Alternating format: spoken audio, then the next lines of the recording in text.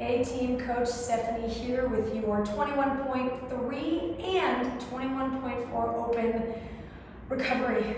So this is going to be kind of a big workout. This is a workout we don't know, we've never done before. Unlike last week, we had the repeat. We knew what to expect.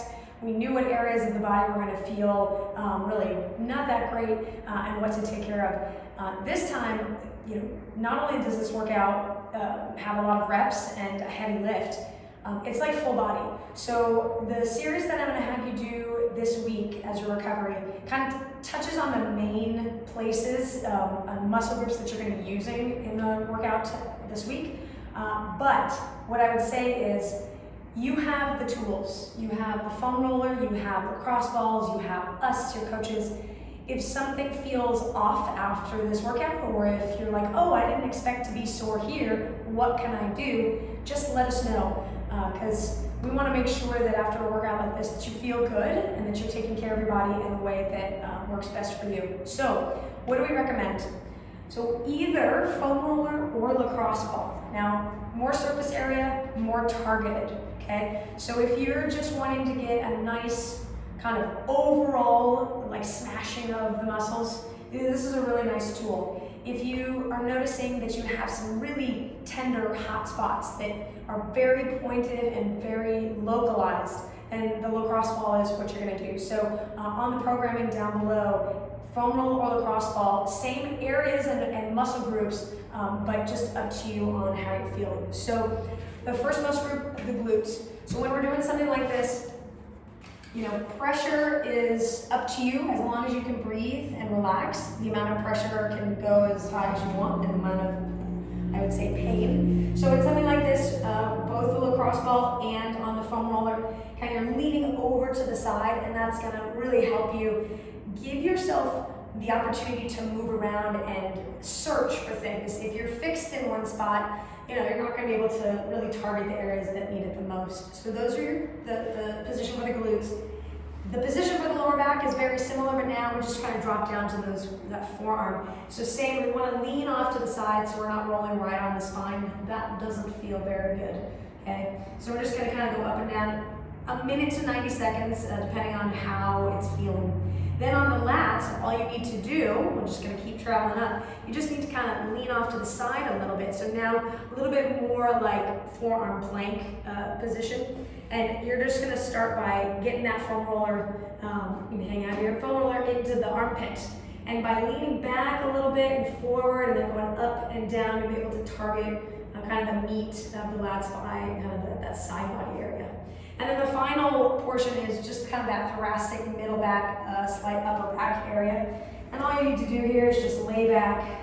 I like to put the hands behind my head so I can kind of use my feet to roll up and down. And I also find it kind of opening a little bit, the chest, letting it relax, and drawing the chin in. It's just a nice way to get a little bit extra movement in there and find the spots that are just tight. Okay?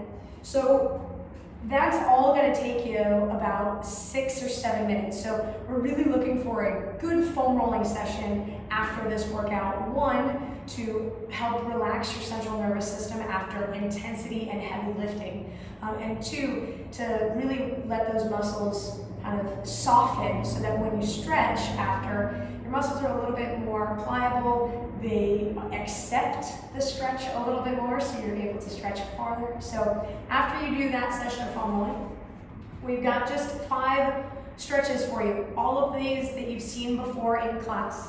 So the first one, forearm stretch, super simple forearm wrist, whichever we want to call it. We're just going to kind of lean back here. Okay, we got a lot of pulling that we're going to be doing in this workout, so just a nice stretch here. And then if you feel like you need to balance it out on the other side, you can flip your hands over as well. Keep those elbows straight, that's the main portion, and then trying to lean the shoulder back as much as you can while the heel of the palm stays down. Then we've got child's pose side stretch. Love this one, this is fantastic. We're gonna target the lats on the side here, all the way from like armpit to hip, okay? So we're gonna start on the shins, knees apart. You're gonna walk yourself out.